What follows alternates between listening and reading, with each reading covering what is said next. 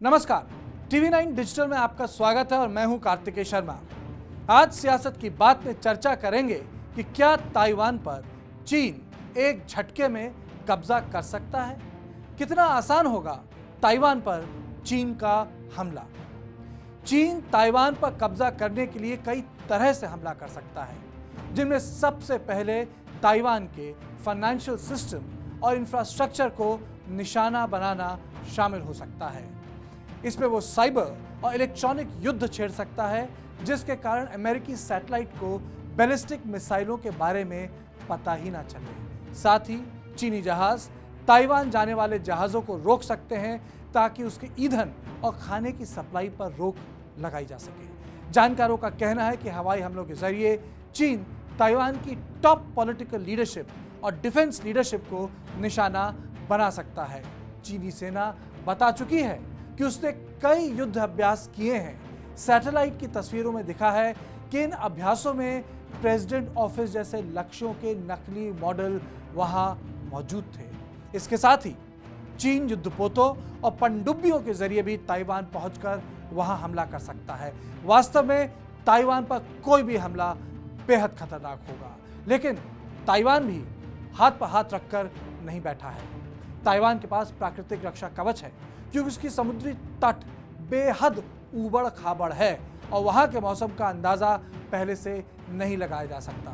वहीं ताइवान के पहाड़ों में ऐसी सुरंगें बनी हुई हैं जो मुख्य नेताओं को जीवित रख सकती हैं और चीन के किसी भी हमले से उनकी जान बचा सकती हैं। ताइवान ने 2018 में अपनी सैन्य क्षमता की योजना पब्लिक की थी। इसमें मोबाइल मिसाइल सिस्टम भी था, जिसकी मिसाइलें बिना पता चले लक्ष्य तक पहुंच सकती हैं। जमीन से हवा में मार करने वाली मिसाइलें और एंटी एयरक्राफ्ट बंदूकें चीन के ताइवान पहुंचने से पहले तक उसे भारी नुकसान पहुंचा सकती हैं। दूसरी ओर ताइवान के पास अमेरिका का समर्थन भी है। हालिया तनाव से काफी पहले 1996 में चीन और ताइवान के रिश्ते बेहद खराब थे, जब चीन ने मिसाइल टेस्ट के जरिए राष्ट्रपति चुनावों को बाधित करने की कोशिश की थी और तब अमेरिका ने अपने लड़ाकू विमान भेजकर उसे रोका था। चीन की सैन्य आकांक्षाओं को लेकर कई पश्चिमी देशों ने चिंता जाहिर की है और अमेरिकी राष्ट्रपति जो बाइडेन कह रहे हैं कि शी जिनपिंग ताइवान समझौते का पालन करने के लिए सहमत हैं, उस पर सबकी नजरें हैं। बाइडेन अमेरिका की लंबे समय से जारी वन चाइना नीति का जिक्र कर रहे थे, जिसके तहत अमेरिका ताइवान को छोड़कर पूरे चीन को मान्यता देता है। इस समझौते के तहत अमेरिका ताइवान के साथ ठोस अनौपचारिक रिश्ते बना सकता है। ताइवान रिलेशंस एक्ट के तहत अमेरिका ताइवान को हथियार बेचता है।